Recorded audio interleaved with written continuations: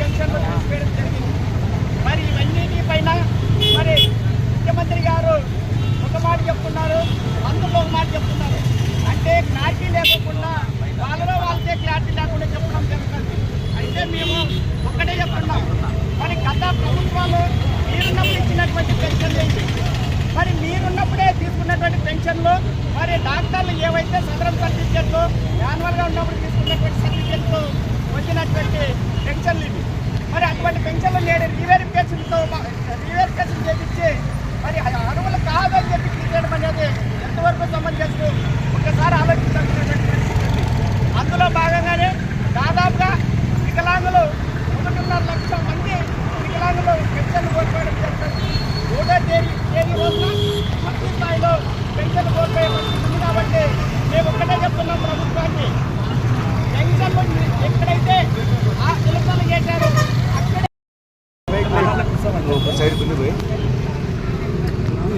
దగ్గర పెట్టాను కొంచెం గట్టి చెప్పు. గత 30 సంవత్సరాల కాలం నుండి వికలాంగుల పెన్షన్ పొందుతున్నటువంటి విషయం ఈ రాష్ట్రంలో అందరికీ తెలిసినటువంటి విషయమే. ఇదే ముఖ్యమంత్రి చంద్రబాబు నాయుడు గారు 4 టర్ములు ముఖ్యమంత్రిగా ఉన్నారు. ఆయన టర్మ్ నుంచి కూడా ఎంతో మంది వేల మంది లక్షల మంది మరి పెన్షన్ తీసుకున్నటువంటి సందర్భం ఉంది.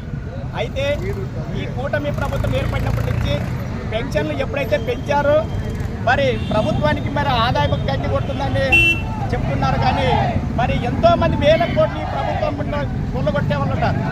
కేవలం 6,000, 10,000, 15,000 రూపాయలు ఇస్తున్నటువంటి పెన్షన్ మరి ఇవాళ రద్దు చేసి చాలామంది కడుపులు కొట్టే పరిస్థితి వచ్చింది. ఈ పెన్షన్ వల్ల ఎంతోమందికి ఆత్మగౌరవం పెరిగింది.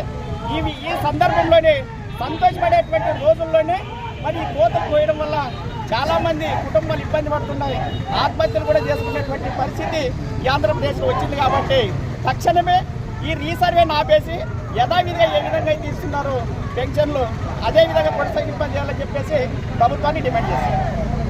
వికలాంగులతో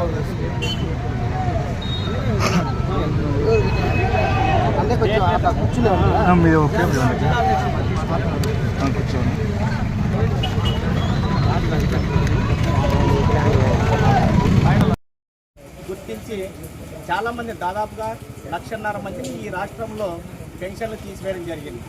మేమేమంటున్నామంటే ఈ సర్టిఫికేట్లే డాక్టర్లు ఇవ్వకపోతే మనం వికలాంగులు ఈ పెన్షన్ పొందేవాళ్ళు కాదు. కాబట్టి ఈ పెన్షన్లని పొందుతున్నారు అని అంటే ఈరోజు చాలా వరకు ప్రభుత్వాలకి ఎంతో రుణపడి ఉన్నారు మన వికలాంగులు.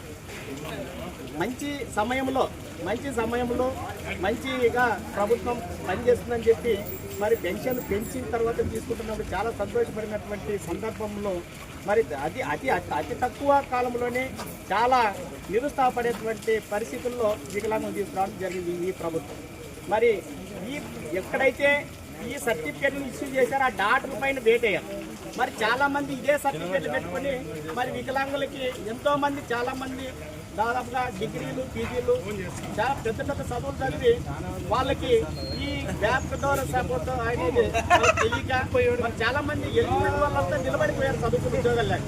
మరి చాలామందికి ఈ పేరు సర్టిఫికేట్ అని పేరు పెట్టారు ఈరోజు ఈ ప్రభుత్వం.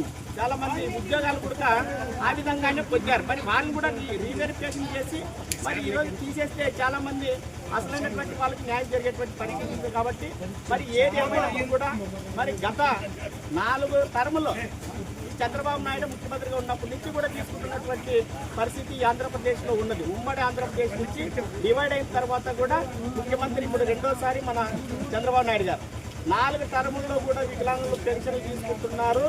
ఆ పెన్షన్లు మళ్ళీ ఈ రోజు పేకని మీరు ఎట్లా గుర్తించినారో దాన్ని ఒకసారి మీరు పరిశీలన చేసుకోవాలి. మేము ఒక్కటే చెప్తున్నాము, ఈ ఆంధ్రప్రదేశ్లో అనంతపురం జిల్లా నుంచి ఈరోజు కలెక్టరేట్ ముందు ధర్నా చేయడానికి ప్రధాన కారణం యథావిధిగా వికలాంగ పెన్షన్లు కొనసాగింపజేయాలి.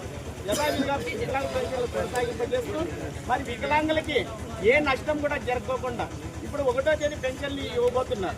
చాలామందికి పెన్షన్లు అందకపోతే కుటుంబ పోషణ భారమై కుటుంబాలని నిర్వీర్యం చేసేటువంటి పరిస్థితుల్లో తీసుకొస్తూ మరి ఆ వికలాంగులు ఎవరైతే పెన్షన్ పొందుతున్నారో వాళ్ళు ఆత్మహత్యలు చేసుకునే దానికి సిద్ధంగా చాలామంది ఉన్నారనేటువంటి విషయాన్ని కూడా ప్రభుత్వం గుర్తించాలా. ఏది ఏమైనా యథావిధిగా కొనసాగిస్తూ రీవెరిఫికేషన్ తక్షణమే రద్దు చేయాలని చెప్పేసి ప్రభుత్వాన్ని డిమాండ్ చేస్తుంది.